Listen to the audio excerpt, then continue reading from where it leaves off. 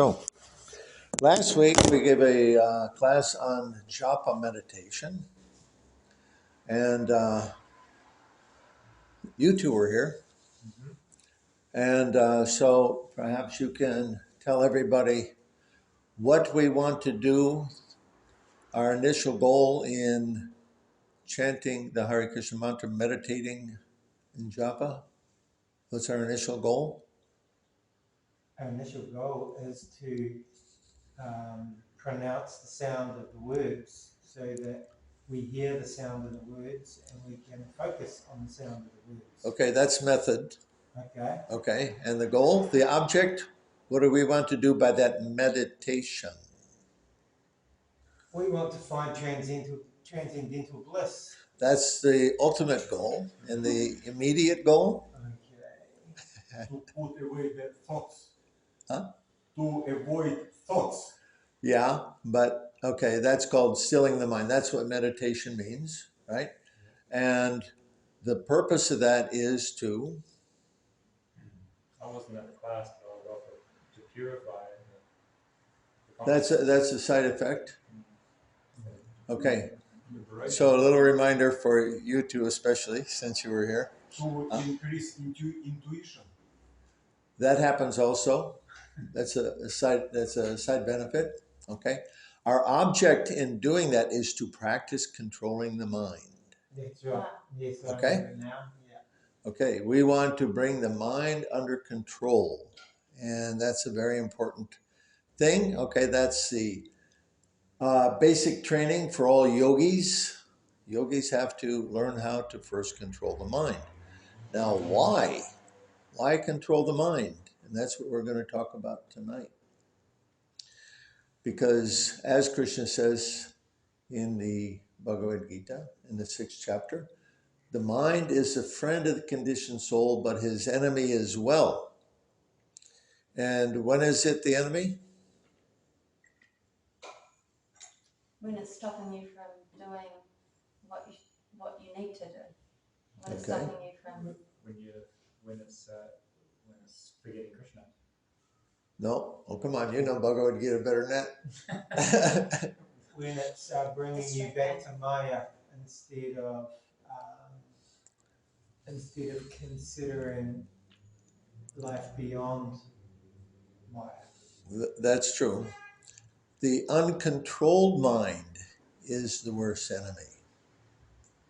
Remember?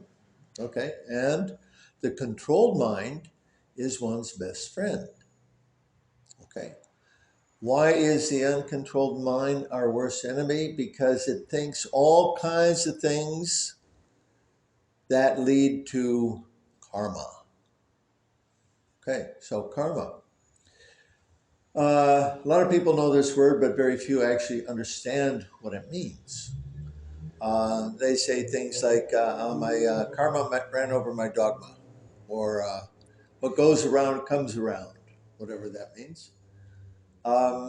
But it's simple and complicated both. Now there's two entire chapters in Bhagavad Gita about karma. But to really understand karma, you have to study those, because Krishna doesn't present it the way we have in our Western textbooks, maybe even the Russian textbooks, right? In some kind of logical order that one thought follows from the other one. He seems to jump all over the place, but it's all related. And the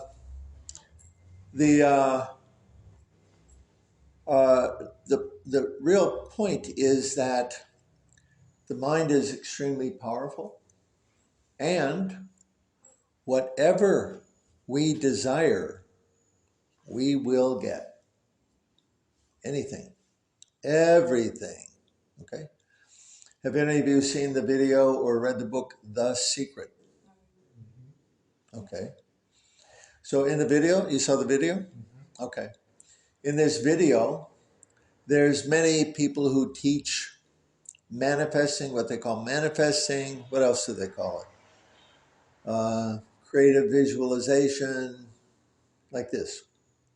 Well, this is not a new idea. The Secret, that book and movie, this is it comes out about every 20 years. The earliest one that I know of came out in the 30s, which was The Power of Positive Thinking by Norman Vincent Peale. Yes. Anybody? Mm-hmm. Okay. How about Creative Visualization by Shakti Gawain? That was in the 70s. Yeah? No? Think and Grow Rich. Think and Grow Rich, Napoleon Hill. Very good. And let's see, what else?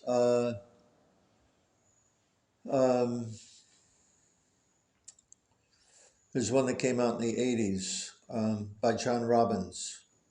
Unlimited Power. Same idea there. And then the latest rendition is, I don't know, I think maybe it was 2008, The Secret came out, maybe before that.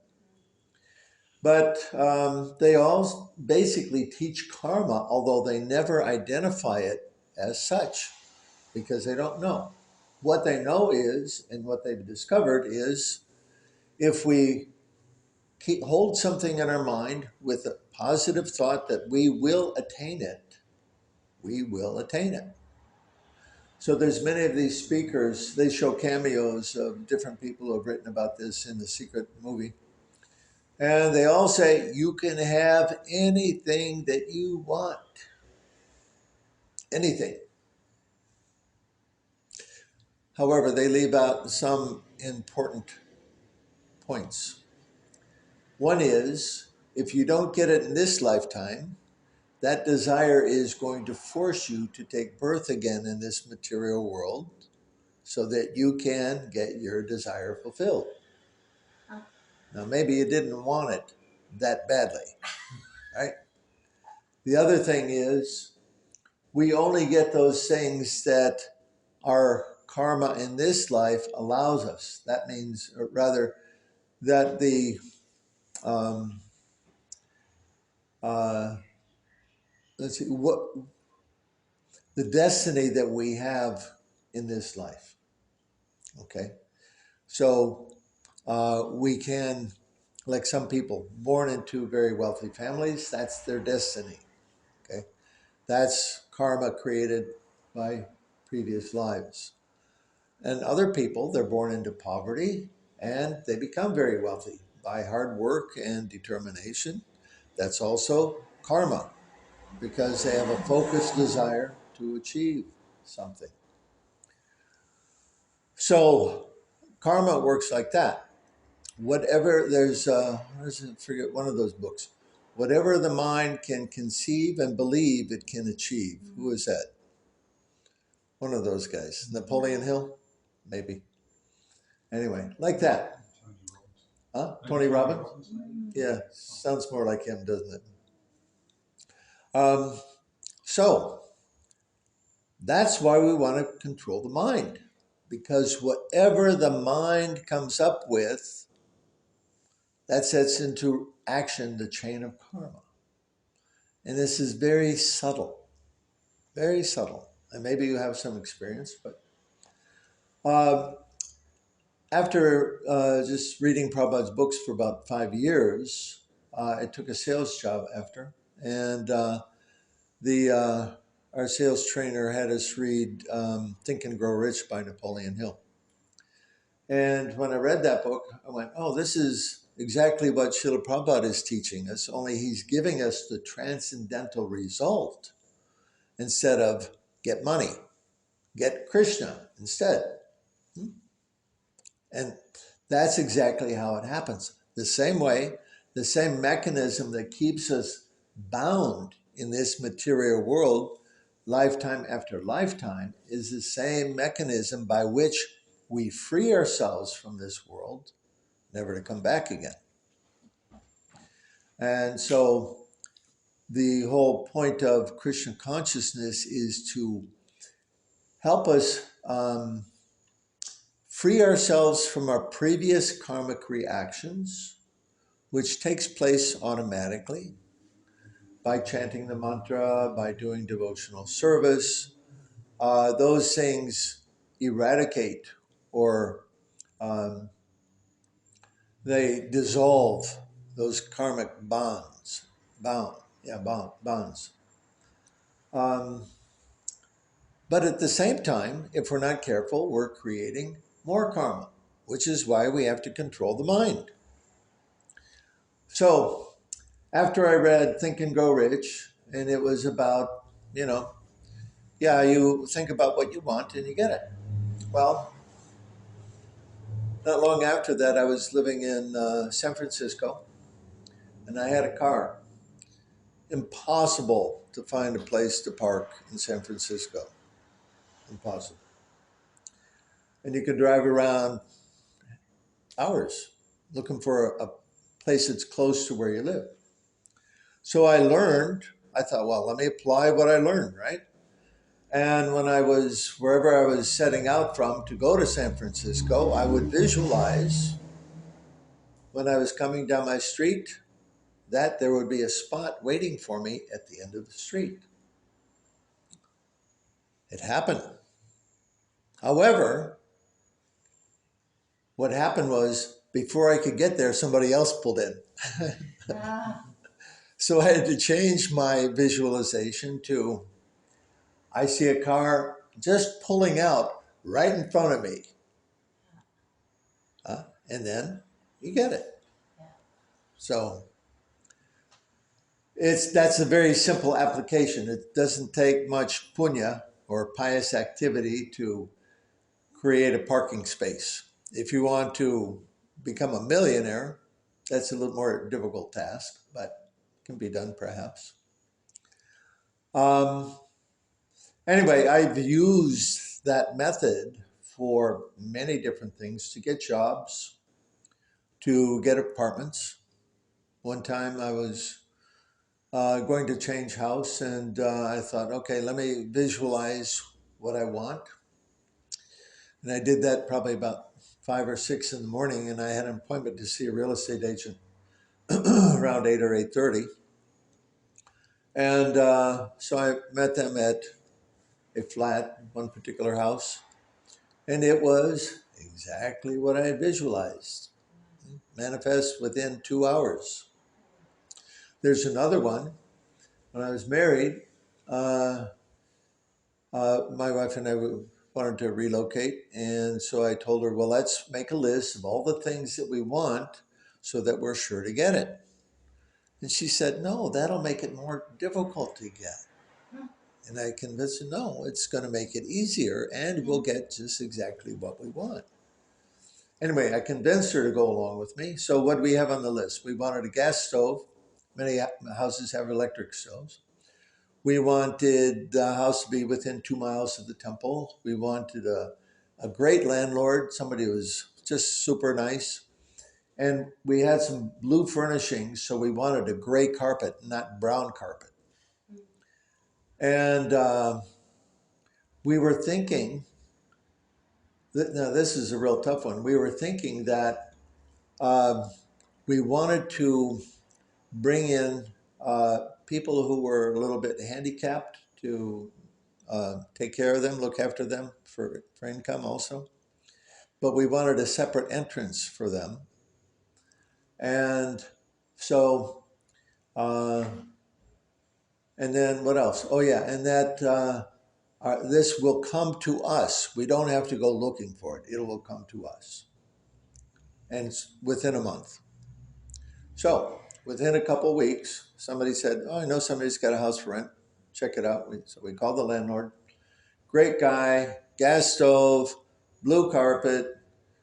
And the landlord was even it didn't have a separate entrance, he was willing to put one in, which was shocking.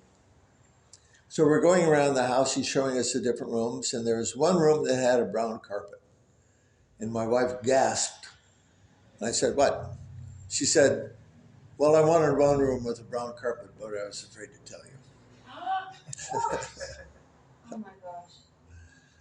I can tell you many stories. Here's another one. How this works without our even thinking, okay? I was traveling somewhere in a industrial park, and I went by a company called Johnson Control.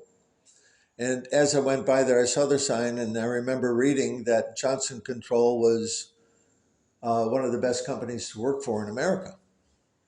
So I thought, oh yeah, it'd be nice to have a job with Johnson Control.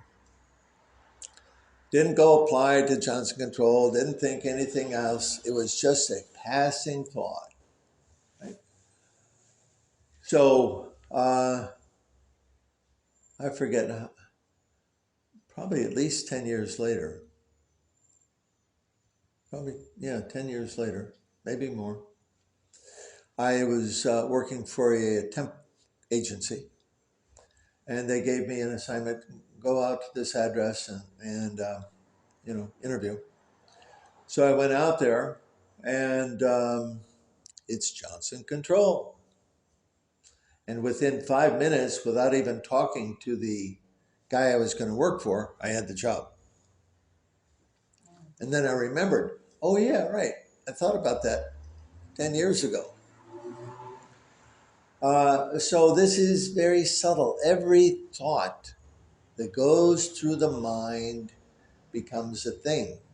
And especially if you have emotion attached to it, it becomes a desire, a karmic that sets into chain, establishes a chain reaction of karma. So Krishna explains this in Bhagavad Gita in third chapter, which is titled Karma Yoga, and it's text number 27.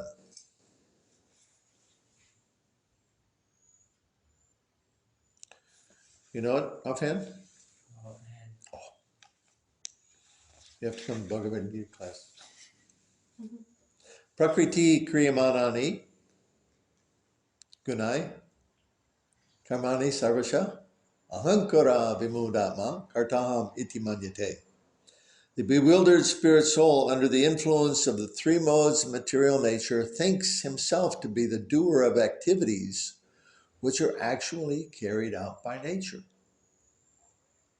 So this is a very important thing, because people in this world, they want to think themselves the doer, that I'm a self-made man, right? I created my results. I worked hard to get what I want, and I did it. Krishna says, no, that's not how it works. You think you're the doer of activities because you're covered up by the modes of material nature, but these things happen automatically. They're given by material nature. As we just explained, you think and the result comes, even if you don't do anything. Now, how does that happen? Who's doing that? Material nature. The chain of karma is set into motion. What's that mean? All of our thoughts are recorded. They're noted. He wants this, he wants this, she wants that, like that. Everything. And so they're tucked away. And in a future life, when we have the appropriate punya or pious credit, then an appropriate birth, those things will be given.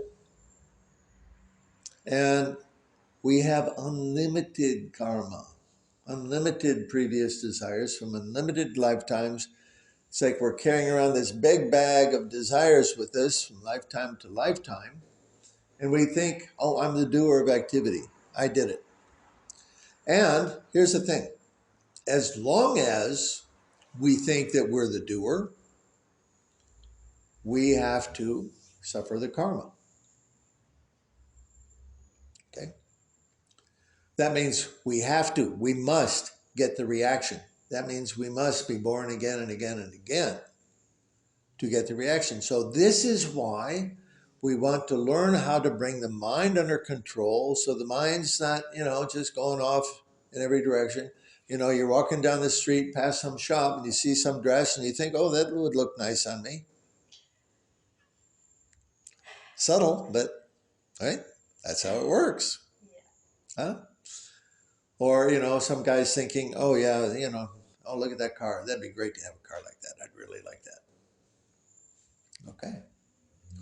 So, understanding this principle, then we are motivated to bring the mind under control so that we don't let it go wandering all over, creating all of these future lives for us.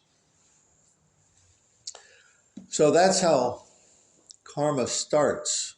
And when we get the result, okay, the slate is clean, swiped off. Okay, next desire, like that. So how do we break the chain of karma? If we're going to get out of this world, we have to somehow or other break that chain of karma. That means that we have to somehow eliminate those karmic reactions so that at the end of life, we're free to leave this world to go to the spiritual world. So this is what Krishna consciousness is all about. How to become free from birth, death, old age, and disease of this material world and achieve a spiritual kingdom where we live forever without any suffering, where every step is a dance and every word is a song. So, the whole science is here in this book. How to do that. So, we can go back to the second chapter, 247. And this is the first time that Krishna speaks about this, about how to free from karma. Karmani varakaraste ma paleshu kadachana ma karma palahitur bur mate sangos karmani.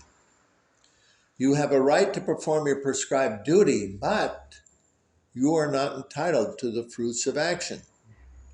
Never consider yourself to be the cause of the results of your activities, and never be attached to not doing your duty.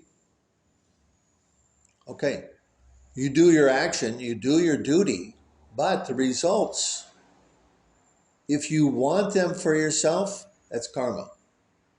So Krishna is saying, don't be attached to the results. They're not for you.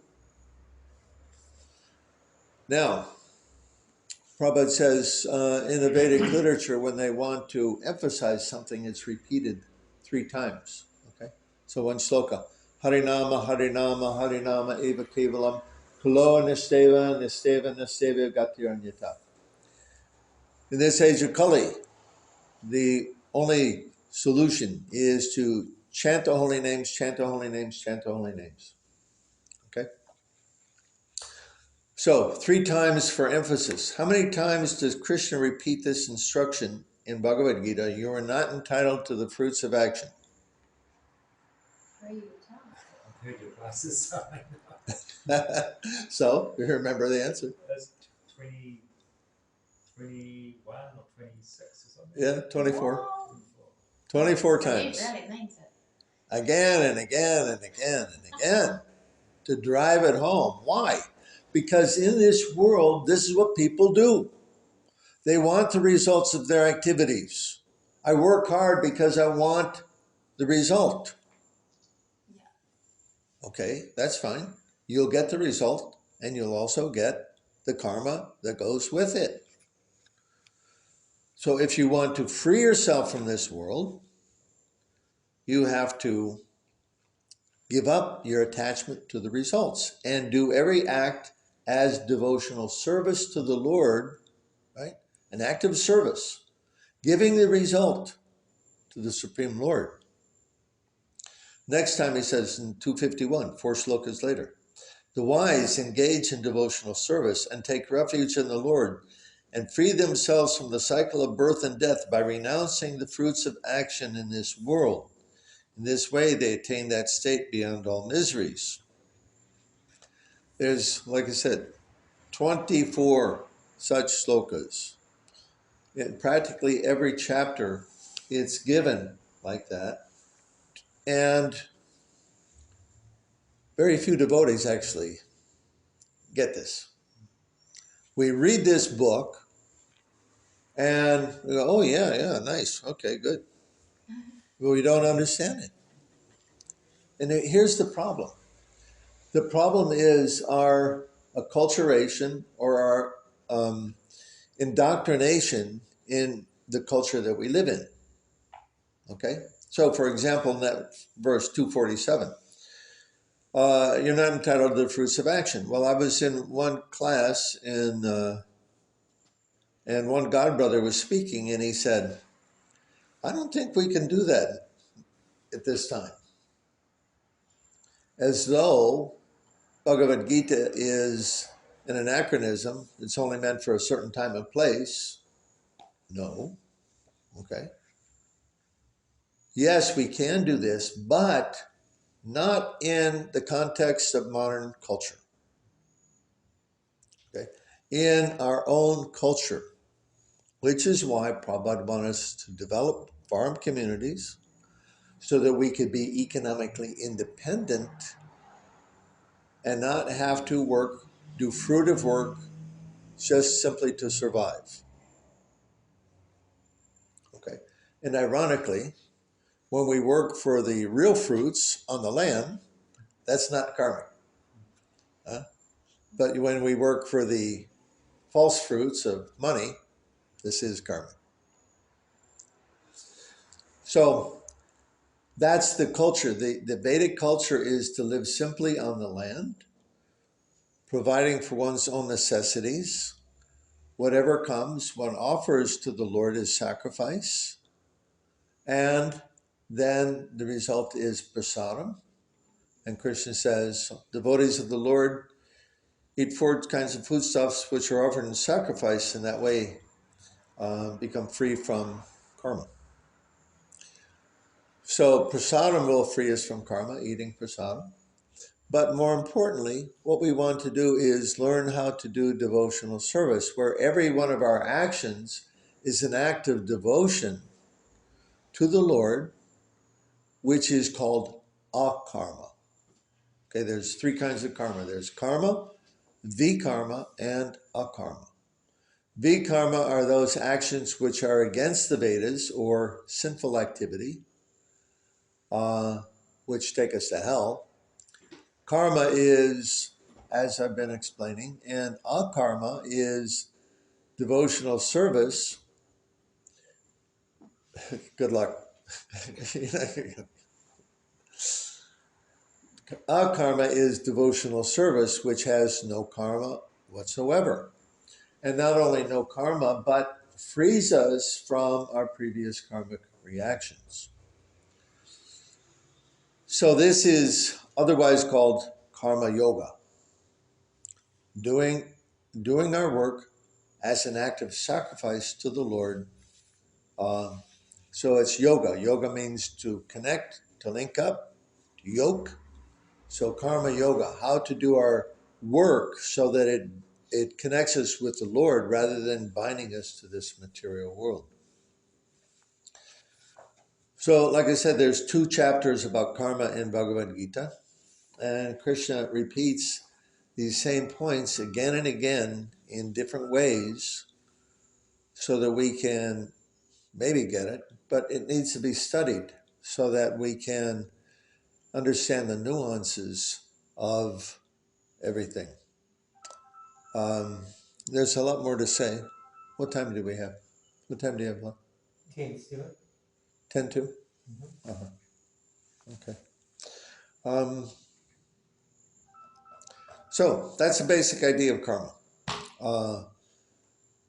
We need to bring, so this class is a continuation from the Japa class. Next week's class about reincarnation is going to be a continuation of this class. It's all connected. So bring the mind under control so that we can free ourselves from karma and not have to be born in this world again. Okay. I'll stop there. Any comments or questions? Yeah. Is there any difference between karma yoga and devotional service?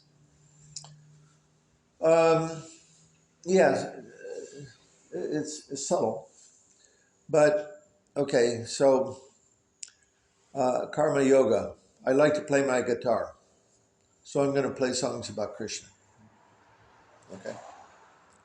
And devotional service is, what is Krishna? What would he like? Okay. So karma yoga is more or less doing the things that I want to do that please me, because I'm the enjoyer. I'm still in that frame of mind.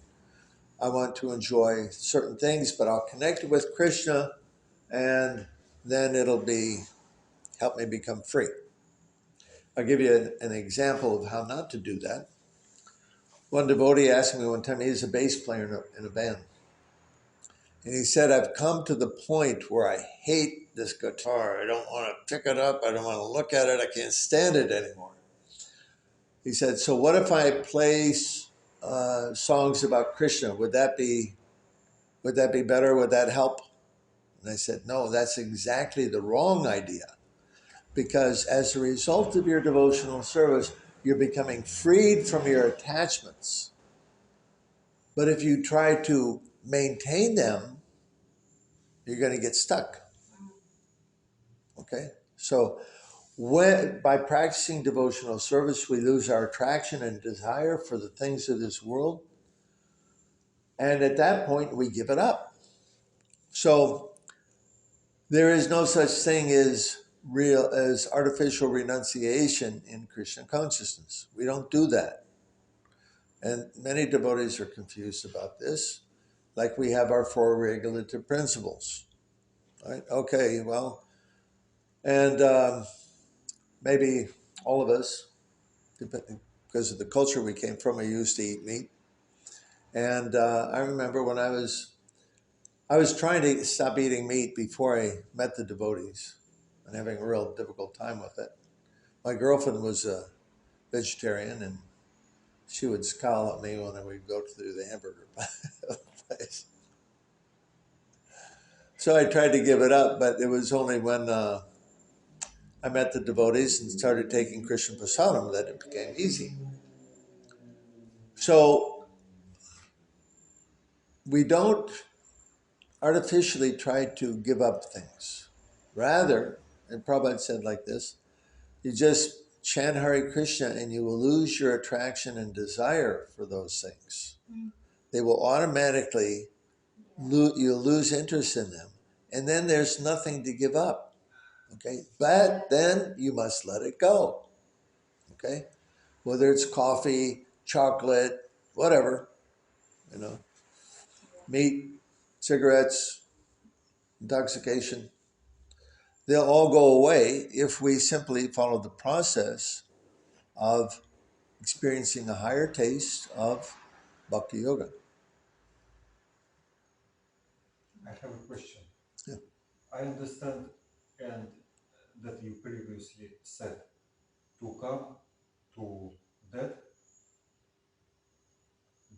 by the way of transcendental meditation, correct? To transcend death by transcendental meditation. Is that what you said? To come to change karma and so on. To become free from karma. Yes. Yeah. Okay. That means first it is transcendental meditation. Okay. The first thing is that we apply ourselves, that we engage ourselves in spiritual activities. These spiritual activities actually feed our soul. Okay? Because they are spiritual, and we are spiritual, we become satisfied by doing spiritual activities. Not so-called spiritual activities, but activities that we learn from previous acharyas, saintly teachers of the past. They've given us a process to follow, and if we follow that, in other words, they've chalked out the way how to get out of this world. All we have to do is follow the method that they've given us. So if we just begin to apply that in our lives, and however we can, step by step, we will desire to increase that and we will desire to give up our material activities. Does that answer your question? Yes.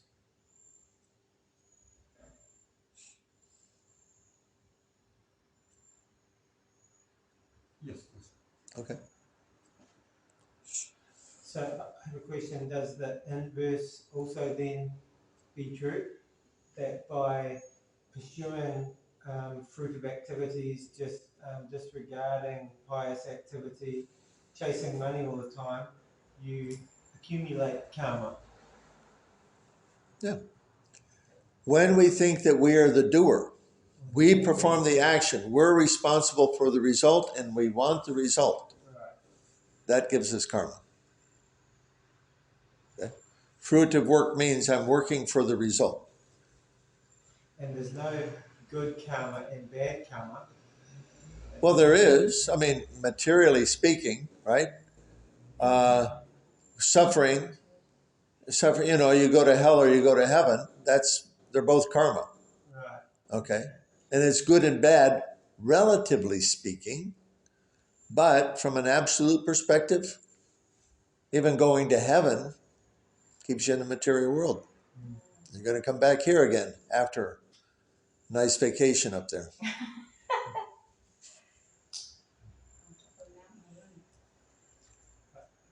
I recall, I don't know if it's accurate or not, but Prabhupada said good karma, bad karma, it's all bad. Like that.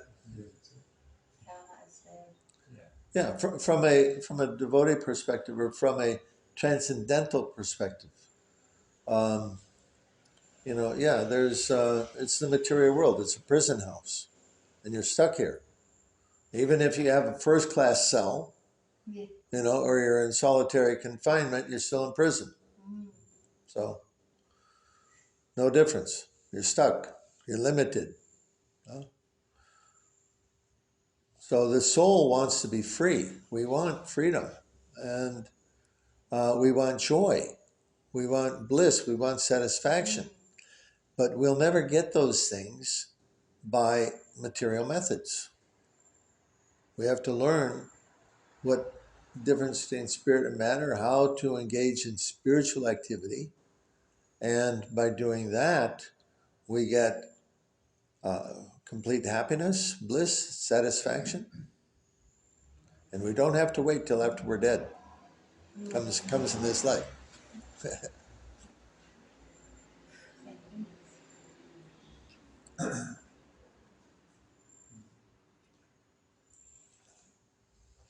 If you have a service that you're doing, then obviously you want to do it as best as you can,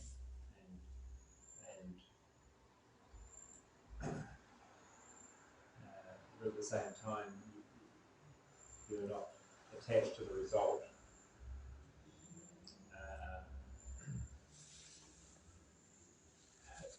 There can be a mentality that develops that, well, Krishna is the doer, so I don't have to endeavour. I don't have to. I don't have to endeavour. He's the doer. I just Right. I'll show up for work and put in my time, and Krishna's going to give the result. I don't have to go the extra mile to try and achieve a good result, because Krishna wants a good result, and he'll do that. Okay. So the question here is, who do you want to please? You want to please yourself by slacking, or you're doing everything for Krishna's satisfaction, and you try to do it to the best of your ability for him. But then be detached from the result. Exactly. So Krishna is telling Arjuna, fight in the battle without considering loss or gain, victory, defeat, happiness or distress. The result's not up to you, right? What Krishna is looking at is, what are we doing? He's looking at our purpose, our desire. Who are we trying to please him, or are we trying to please ourselves? So without attachment, that means, okay, win or lose, but Arjuna still had to fight right? Otherwise, he was going to get killed himself. So he had to work to the best of his ability. Of course, that's an extreme situation, but same thing for the rest of us. We don't have to worry about getting killed in Food for Life. I've also heard the saying, work as if everything depends upon you, but pray as if everything depends on the Lord. But no, everything depends on the Lord. Yeah. Yeah. Can you say that again? Work as if everything depends upon you, but pray as if everything depends on the Lord. No, And you're saying not pray. the word pray for know as in K-N-O-W. Yeah. Understand that the result is up to Krishna. You may get it or not. And don't be disappointed if you don't get it. Why? Because you won't be disappointed if you're simply doing your duty. I'm doing this to please Krishna. That's your result. But if you want the result, I'm working hard and I didn't get the result. I thought I was working for Krishna, but I guess not. And Prabhupada was a perfect example. When he came, he simply sat under a tree and chanted and was doing his duty and doing his service without any expectation of a result. And Prabhupada, when engaged in fruitive activity selling mantras, right?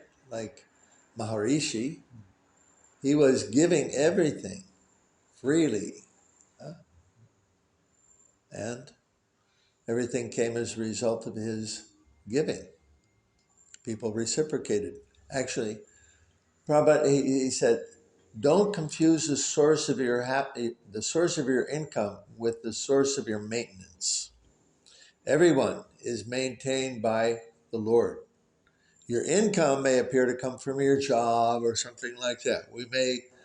That may appear to be where our sustenance comes from, but we are all being maintained by the Lord.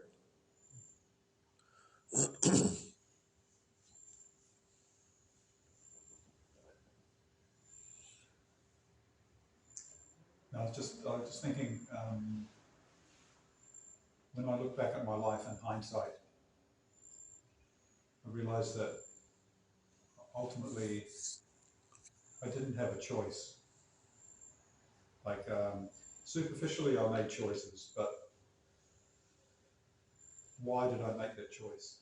That's the core. That's the core right there. Like, what leads me to God? It's been this never-ending drive, and I haven't had a choice in that matter.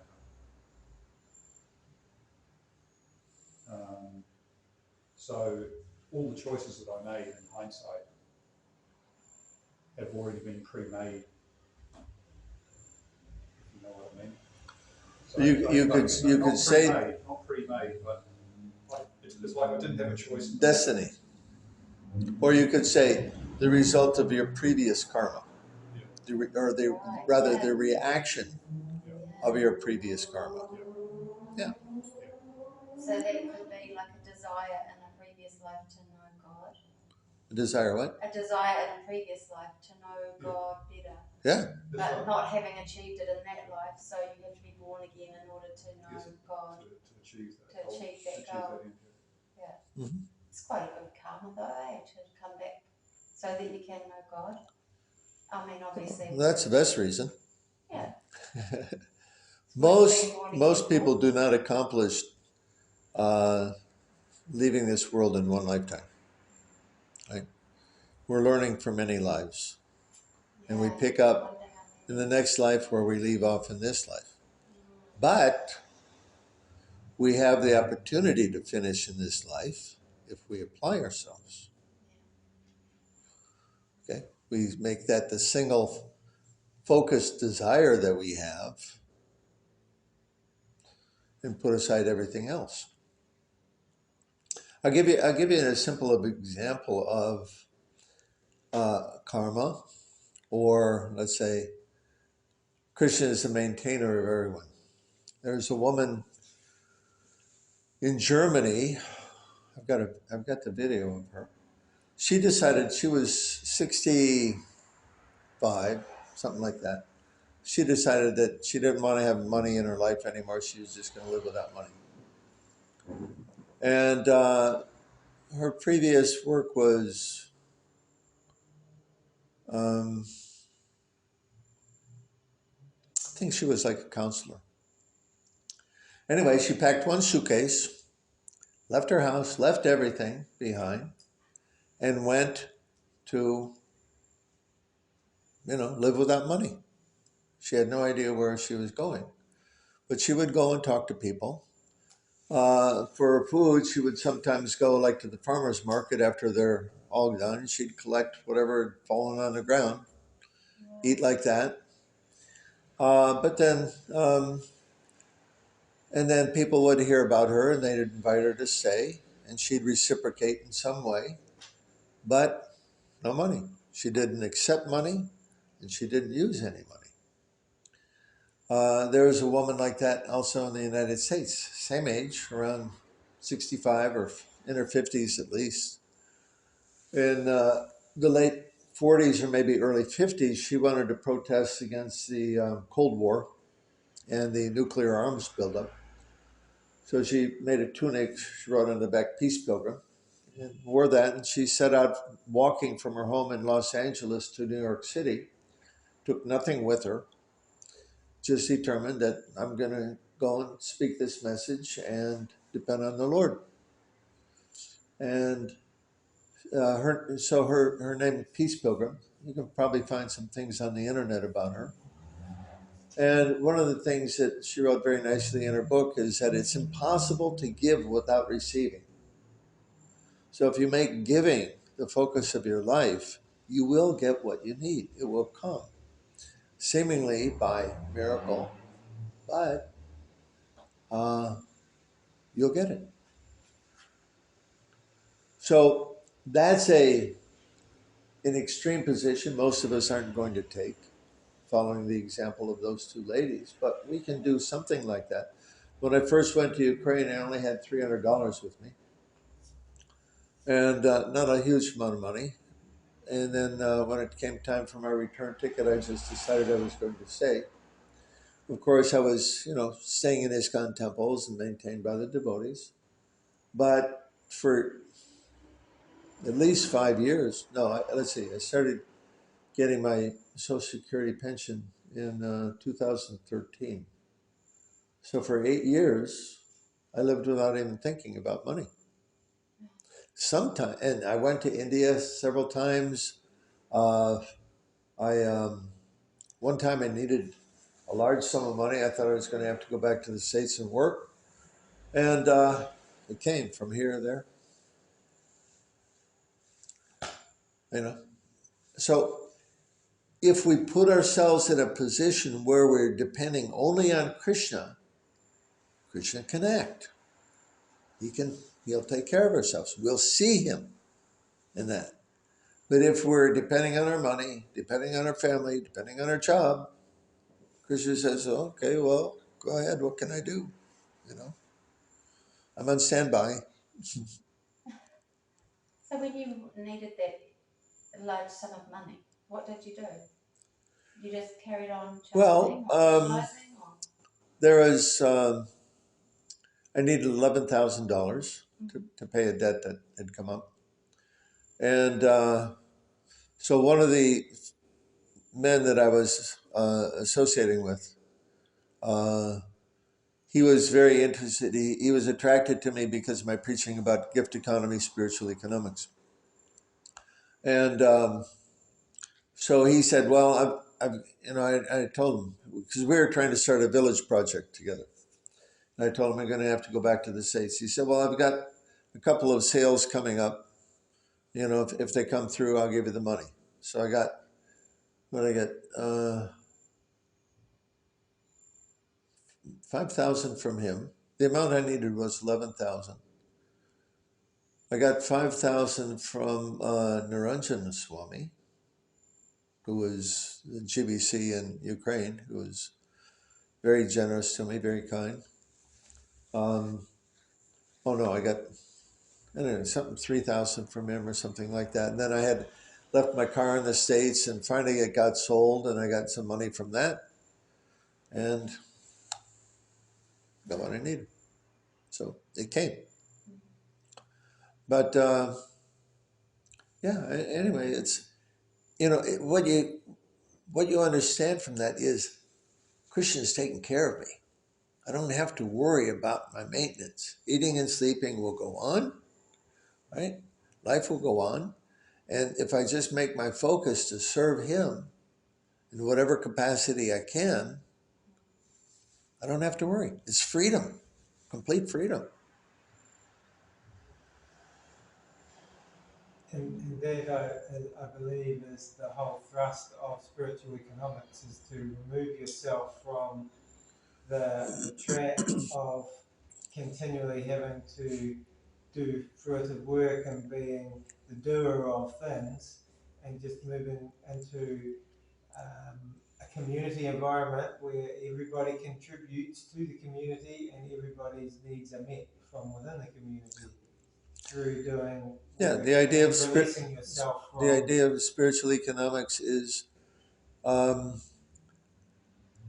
developing a culture, a Christian culture, where we live according to the way he designed life to be lived, and we engage ourselves in his service.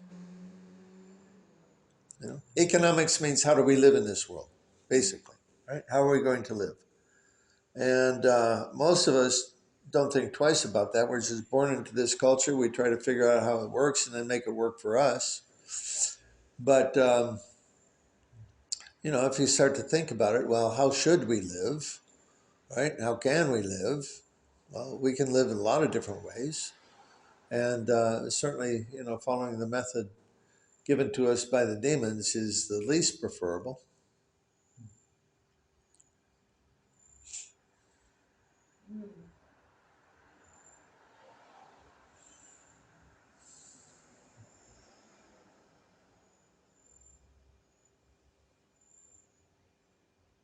Is that a prelude to the next question? No.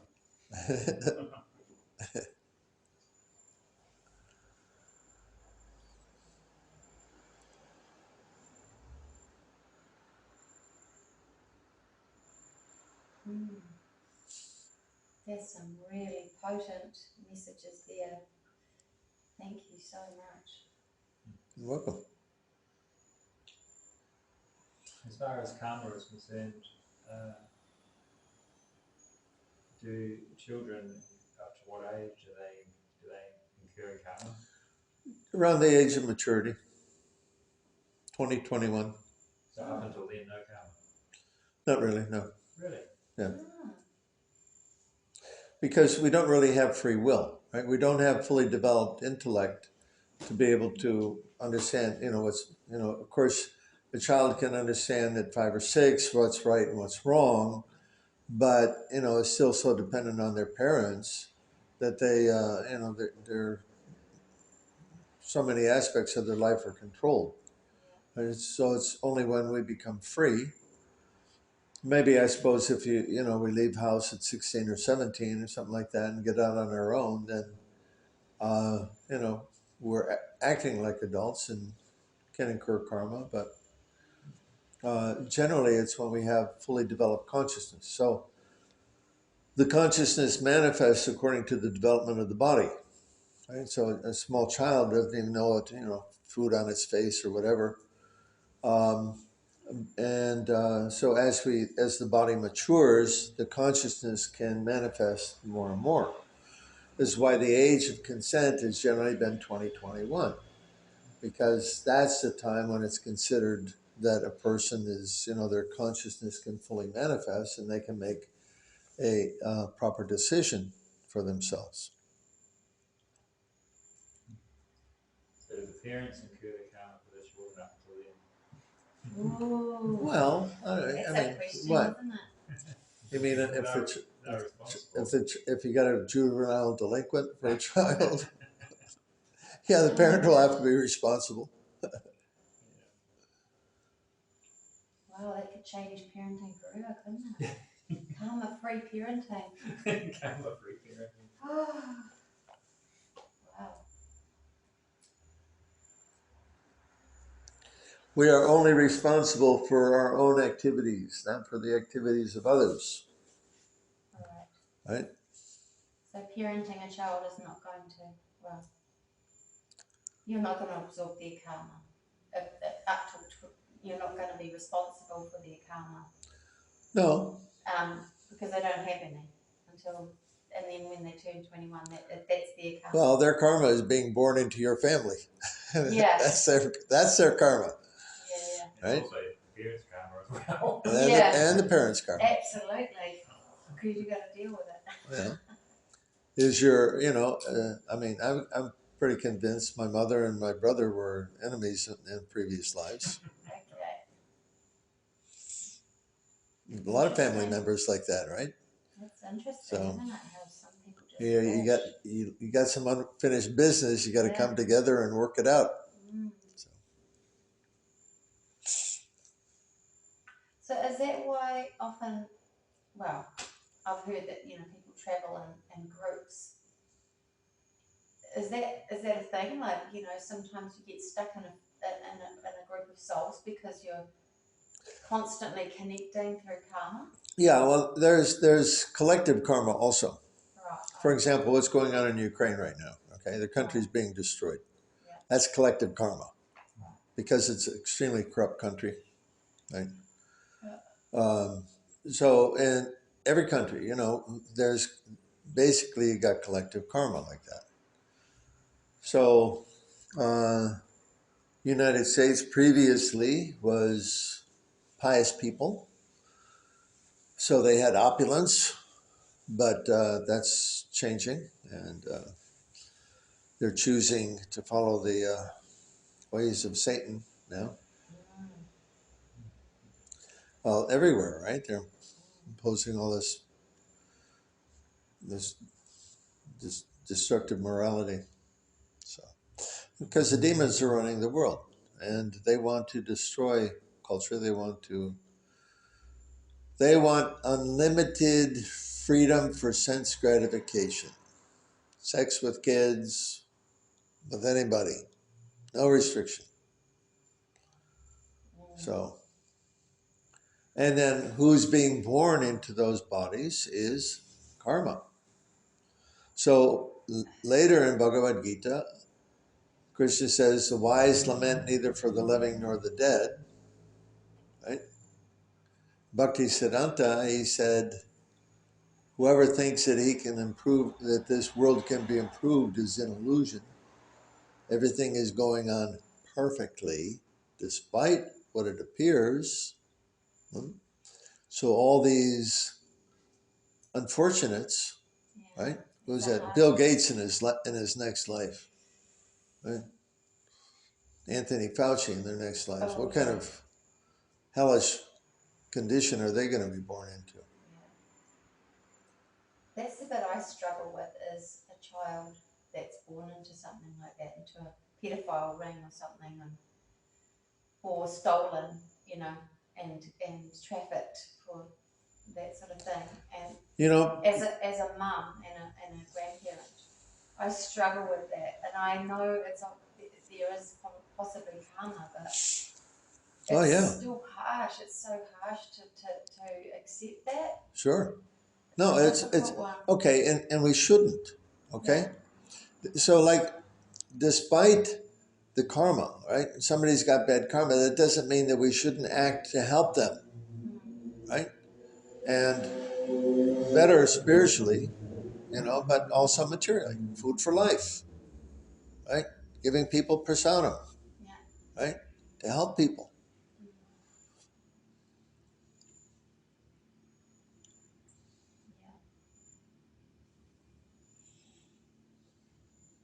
We're so fortunate actually to have food for life. Yeah. The Srimad Bhagavatam gives several stories about what happens to people through successive lives. And by reading those, we can get some glimpse of how what's going for us through successive lives also, and what can happen. So it's important subject to understand, because first of all, by the intelligence, we want to act for our happy future. And of course, that means spiritually, not just materially.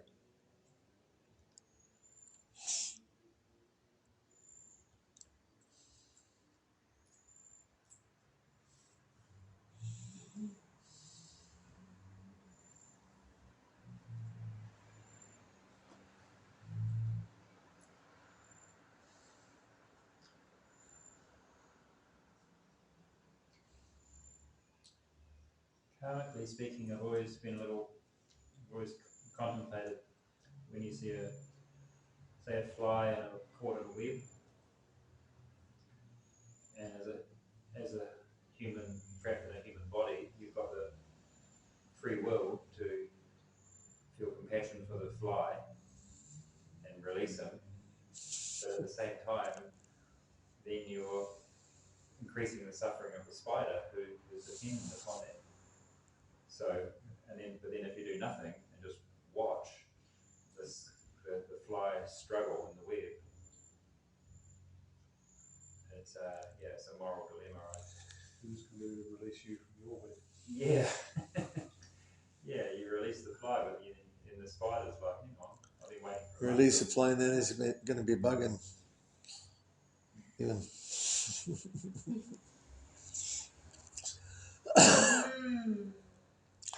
Yeah, I see that sometimes. I see in the corner of my room, wherever I've been.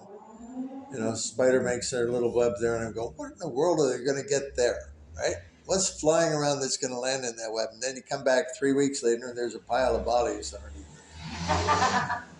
it. Chris is providing for everyone. So, yeah, it's amazing. And talk about depending on the Lord. Well, that's it, eh? Like the birds and the bees, they completely rely on Krishna. Yeah. They don't have money. I often think about that, how they completely surrender. They have to. The birds and The animals? The animals, well, they just... Well, they don't have any They don't have conscious money. about it. They just No, but follow. they have to rely on Krishna. On nature, Sure. Krishna made. They still do things for their own enjoyment. Jonathan Livingston Seagull used to practice flying just because that's what he liked to do. You see animals. Well, yeah. I mean, you watch the swallows at night. They're having a great time. Yeah, flying around, right? And that's for their own personal enjoyment. Well, it appears. Sure. More so. Every living being is given a set of senses grouped about the mind for a particular material experience. And so they have their enjoyables also, their likes, dislikes, and they find there's pain and pleasure in every form of life.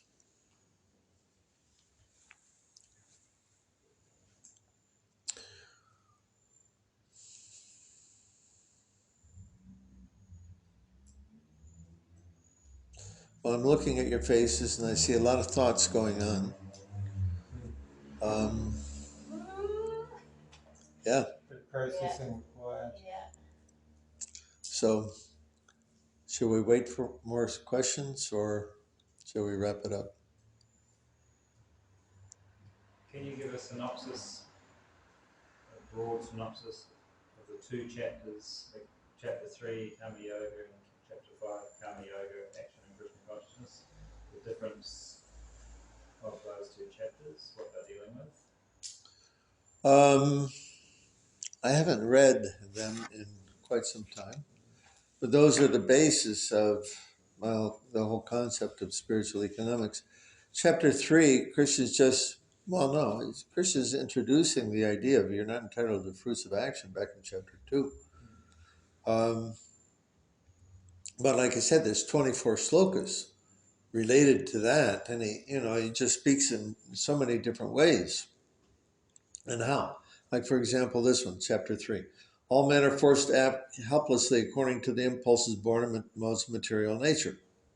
Okay, so that's true, right? The modes of nature are acting, and people are forced to act. When Friday night comes, the people who are in Tamagun, they're going to the bar.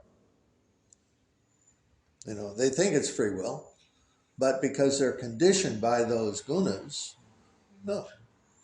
So, karma means action and reaction, and, who's free to act or not act. So, in Krishna even says, the intricacies of action and inaction are very difficult to understand. It requires quite a bit of study. But for the most part, it's about giving up, what is it?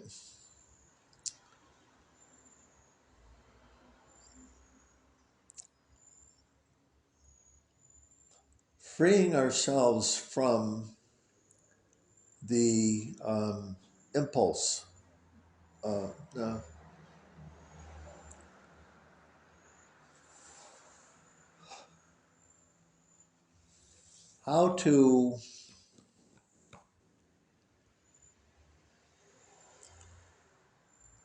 How by engaging in devotional service, we can overcome our conditioned nature. How's that? Does that make sense?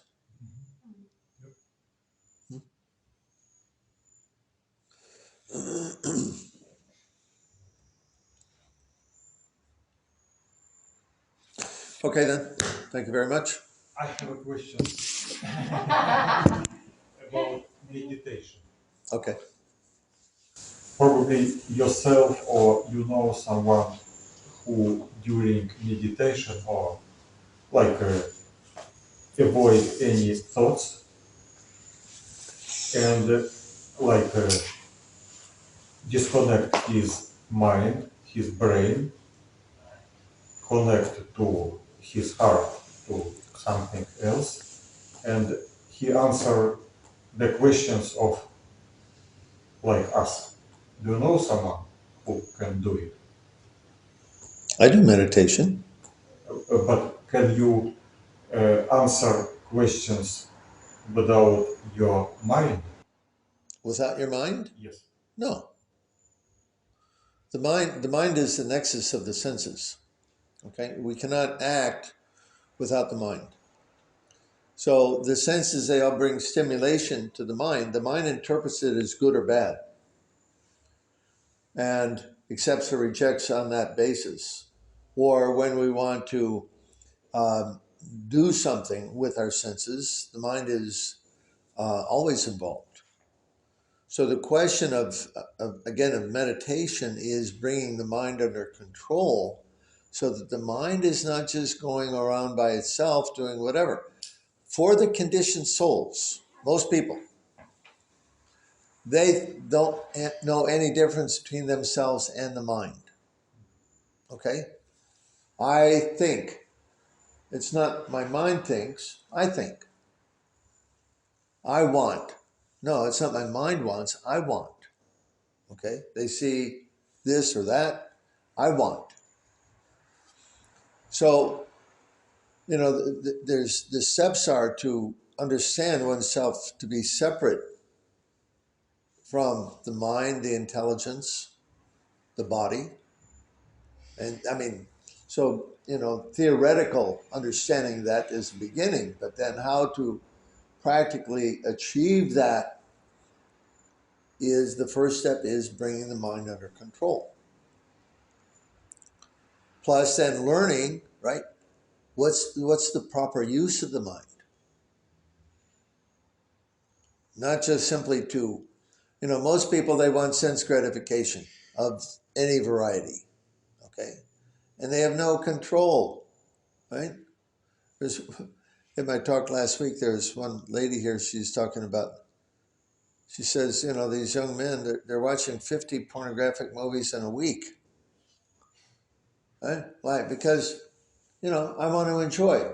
I enjoy sex. Okay, I'll keep watching. No control and no reason why to control. So it's an unfortunate civilization because there's no spiritual understanding what to do or why to do, what not to do. There has to be a basis for that. And that basis is understanding who I actually am, how I am not this body, and how my actions in this body result in my future happiness and distress.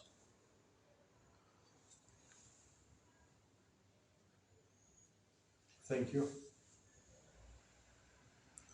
Yeah, no, the mind is, as Krishna said, it's the friend of the conditioned soul when it's controlled. Okay, when the mind is controlled, it will serve you rather than when the uncontrolled mind, we are serving the mind.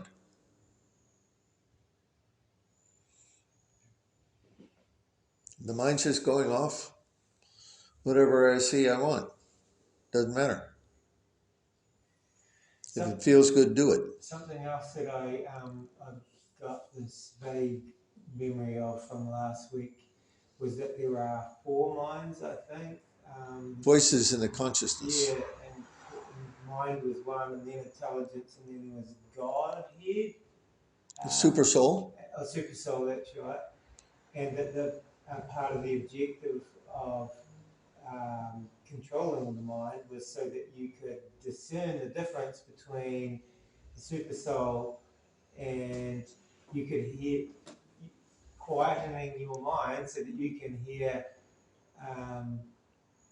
God talking to you, or Yeah, the super soul. exactly. Yes, Right. I'm asking about that.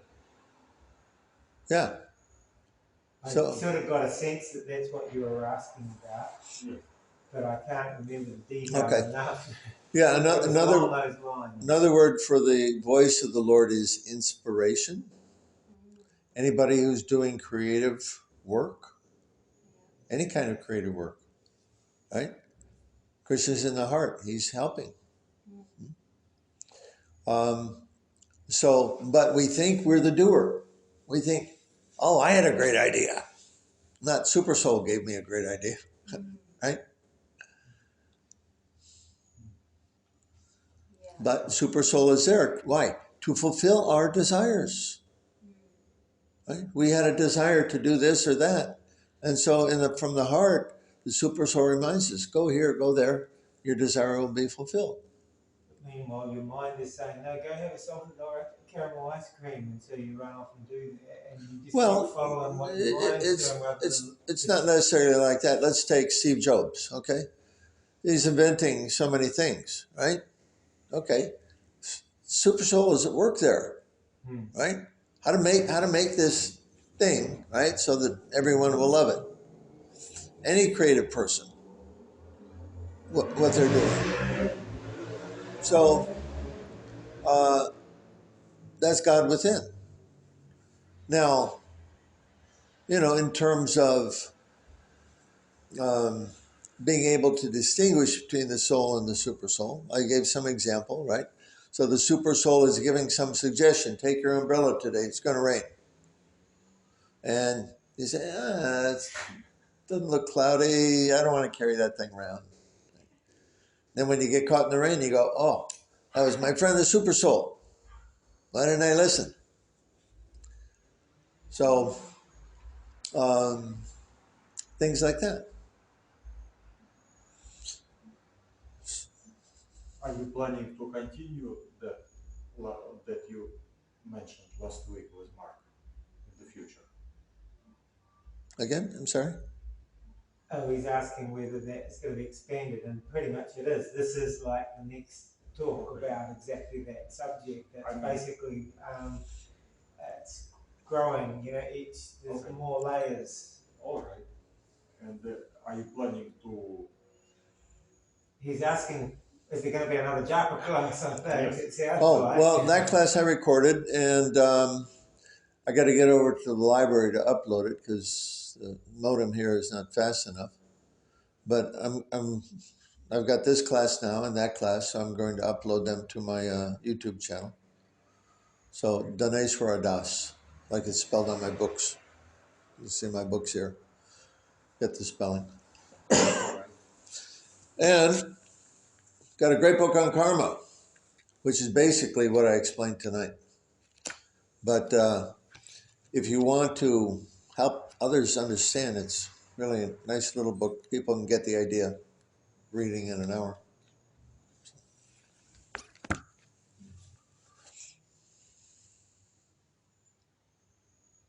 Where do you live? Here, not far, in Kensington.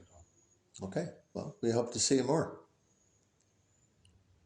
We do some Japa meditation here in the morning, early in the morning. What day?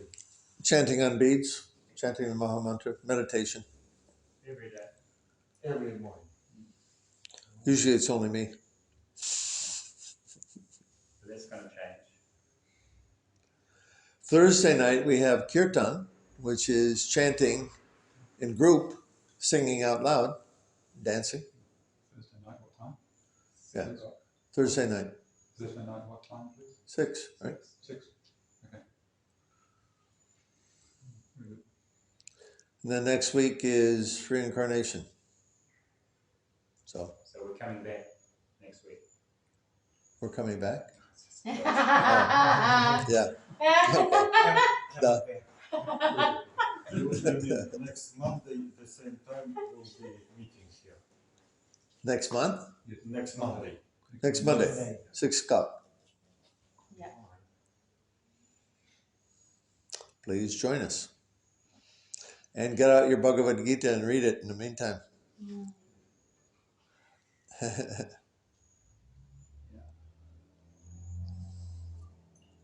I had that realization. It was a period when I was doing a lot of creative work with the piano, and I was getting so many melodies and so many songs were coming. And I thought, wow, this is amazing. I need to record this. And then I realized actually, this was given to me. I don't have to record it. It's like if Krishna wants, he can give me more or not. So Well, That's when I nice. write and I got an idea, I got to get it on paper. Okay? Because it may not come. You know, there's things happen in the moment, and they do. Yeah. But I realized at that point that actually it had been given to me. It wasn't anything that I had created. Mm. very good. And so I acknowledged that and then realized actually there's plenty more. There's plenty more where that came from. Yeah, maybe not the same thing, No. but yeah, every creative endeavor, particularly, you know, I mean, but every endeavor, you know, even a carpenter, you know, somebody who's doing, you know, ordinary work, right? You know, how do they work? You know, and, you know, how are they going to do it and get it right, you know? So, you know, you can do things sloppily or you can do things properly. And when you want to do things right, Krishna gives you the intelligence how to do it according to your desire. It's interesting, isn't it, when you look back and you look at things you've achieved and you realise there's something more to that, because if I tried to do it today, I may not be able to do it. But in that moment, you were so you were downloading from God, and you know, like when our daughter did all the recipes for all the raw cakes at Power Plant, she was just in that moment and just downloading, and God was just giving her all this stuff, and she created all these recipes, and then like she looked back and she's like, I wasn't part of that. It was just Well, you know, downloads from that's God. one time when, you know, I hear the super soul when I'm writing, when I'm doing creative stuff. When I cook, Yeah, right? What am I going to put in? Oh, yeah, add that. yeah, Coming from Krishna. yeah. All of the early disciples of Prabhupada, they weren't trained in editing books or so many things, but Prabhupada said Krishna will give you the intelligence how to cook, how to manage, how to do all these things, and they became expert at these things. Yeah. I mean, I've never had any training in cooking at all. So on the fly. You do okay. You do okay. All your food made by intuition. Yeah, You never looked in a cookbook? I have looked in a cookbook. Okay. But you should see it making the samosas. It's just amazing. It reminds me of Krishna the does. sorcerer's apprentice. Yeah. Definitely, by doing something, whatever it is, if you just keep doing it, Krishna teaches you how to do it. Sure. If you want to learn. Yeah. Okay, thank you all very much for your association. Srila Prabhupada Ki Jai. Jai. This is my devotional service.